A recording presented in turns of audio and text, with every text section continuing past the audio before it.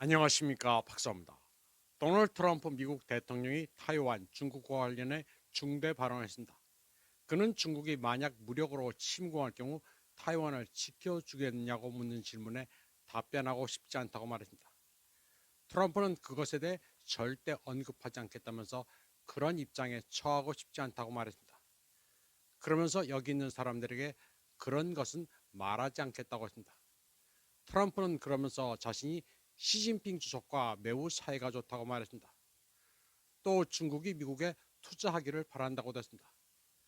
중국이 미국에 투자하는 것을 원치 않는다는 소리는 다 틀린 것이라고 덧붙였습니다. 또 미국도 중국에 투자할 용의가 있으며 그렇게 되면 양국 간 사이가 좋아질 것이라고 설명했습니다. 트럼프는 무조건 미국에 투자해 공장을 짓고 일자리를 만들어주면 환영입니다. 멕시코산 중국 자동차는 관세를 매기겠지만 중국이 직접 미국 내 투자하는 것은 호의적입니다. 트럼프에게는 이데올로기는 중요치 않습니다. 모든 것을 거래 관점에서 접근합니다.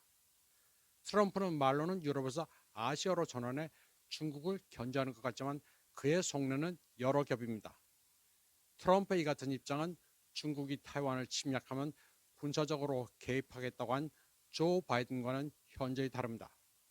미국은 전통적으로 명확한 안보 공약을 피하고 전략적 모호성 정책을 유지했습니다. 1979년 타이완 관계법은 미국이 타이완에 스스로를 방어할 자원을 제공하고 일방적인 지위 변경에는 반대하지만 미국이 개입할 것이라고 명시적으로 언급하지는 않고 있습니다. 트럼프는 선거 기간 중에는 타이완이 미국에 방위비를 내야 한다고 말해왔습니다. 미 국무부는 이번 달 팩트 시트에서 미국이 타이완의 독립을 지지하지 않는다는 문구를 삭제했습니다. 때문에 트럼프 행정부가 타이완 독립을 지지하는 것으로 해석돼 많은 분석가들을 어리둥절하게 만들었습니다.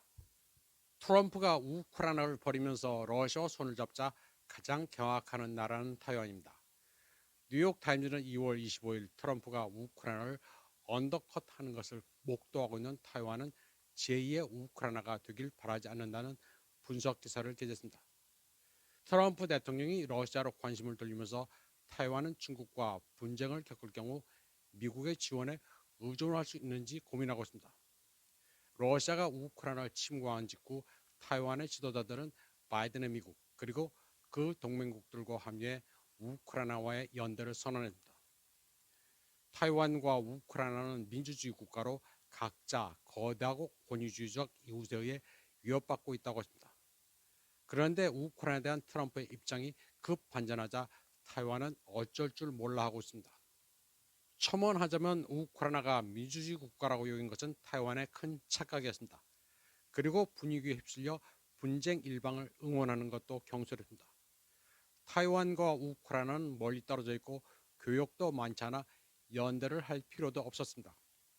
타이완은 자기 나라 지키는 것도 버거운데 없는 형편에 끼업해 금전 원조를 하는가 하면 드론도 보냈습니다. 그러면 본론으로 다시 돌아가 보겠습니다. 트럼프 대통령이 우크라이나에 대한 미국의 정책을 극적으로 바꾸고 분쟁의 책임이 러시아가 아닌 우크라이나에 있다고 하자 타이완은 트럼프에 어떻게 맞춰 지지를 확보할지 고민에 빠졌습니다. 타이완 민간의 분위기도 어수선합니다. 지난 일요일 수십 명의 우크라이나인과 타이완인들은 타이베이에 있는 러시아 대표부에서 시위를 벌이면서 러시아가 침략자라고 외쳤습니다.